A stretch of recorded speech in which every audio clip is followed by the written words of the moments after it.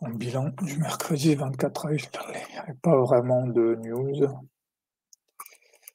Ici, pas vraiment de news, donc juste ce qu'il y avait. Bon, les earnings de Tesla inférieurs aux attentes, earnings de Visa la veille supérieure aux attentes. Là, il y avait les earnings de Meta à la clôture. Donc, la clé ici, c'est de se rappeler que même s'il y a eu 2 jours de hausse, on reste en phase de correction, tant qu'on est sous le RH50 J1. Ensuite, il faut se fier aux signaux habituels, ici RGAJP, RDMI-VHB, donc vente sur RGAJP, achat RDMI-VHB. Donc là, ici, il y a là maintenant ce que je vais considérer comme 2 erreurs, c'est j'identifie bien le RGAJP, mais je ne size pas et je n'ajoute pas en fait. Là, faut, une fois que j'ai identifié ce genre de signaux, sur size et sur ajout. Là, un truc quand même que je fais bien, c'est que j'identifie le RGAJP et il y a une phase de stagnation et puis je place un ordre pour jouer le breakout. C'est plutôt pas mal. Confusion ici, RH50 ou HB.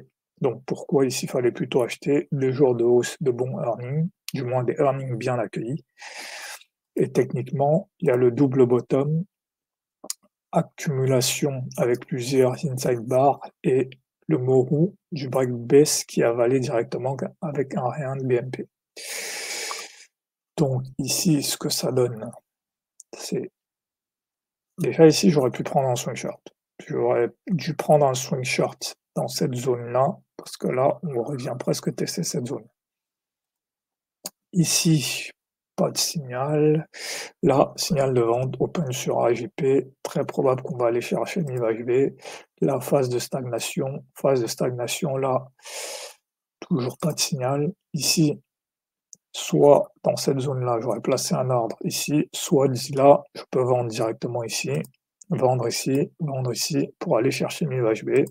Bon, là, je continue à vendre. Là, je dois être en surajoué sur size. Là,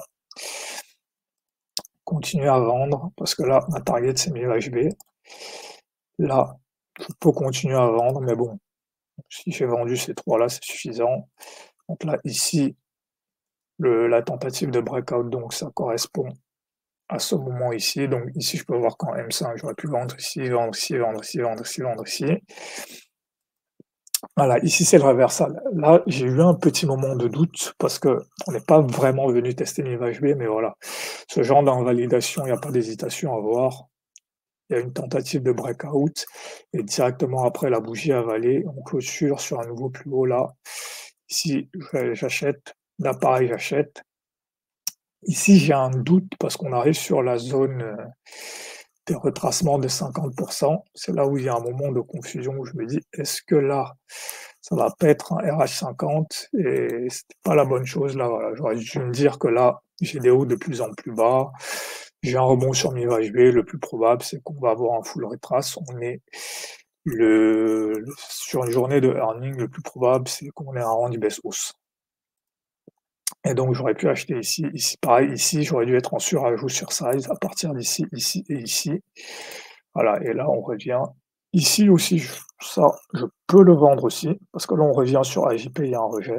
Pareil, on est dans une journée de earning, on revient tester AJP, ça, c'est un double top, en fait. Ça, c'est un double top. On a eu premier rejet, second rejet, donc j'aurais pu vendre ici. Mais bon, voilà, en général, les journées de earning, à partir de 19-20 heures, le marché devient un peu trouble. Et voilà, la suite là, c'est les earnings de Facebook, qui d'ailleurs sont bons, mais le marché baisse. D'ailleurs, c'est un peu bizarre. Les earnings de Tesla ont plutôt été mauvaises, le marché a continué à monter. Les earnings de Facebook sont plutôt bonnes et le marché baisse. Voilà, ça arrive. Comme je disais, ça ressemble beaucoup, une fois de plus, parce que c'est un truc dont je tiens à me rappeler. Ça ressemble beaucoup à ce qui s'est passé ici.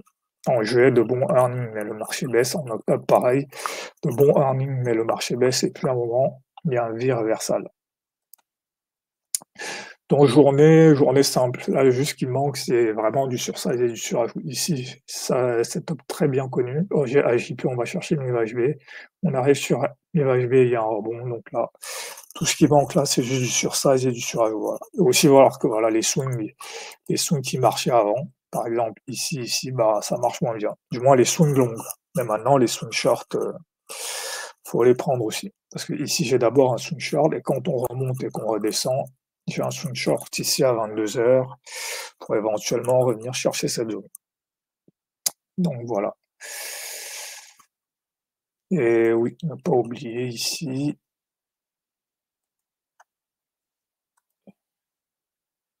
dans les zones de flottement, lire mes bilans hebdo, les erreurs à éviter, identifier, exécuter, gérer. Noter les trappes pendant la session, c'est important parce que c'est frais dans la mémoire et aussi, voilà, quand il y a de l'hésitation, quand je commence à trop penser au SL, c'est que je suis sorti de la grille et donc revenir à la grille, exécuter, invalidation, validation. C'est ça le système, c'est ça la stratégie. Donc voilà. Et après, bon, petit à petit, peut-être pas dans l'immédiat, mais il faut que je commence à voir à accumuler sur ce genre de M5. Ça peut vraiment être très intéressant en termes d'optimisation du système. Voilà.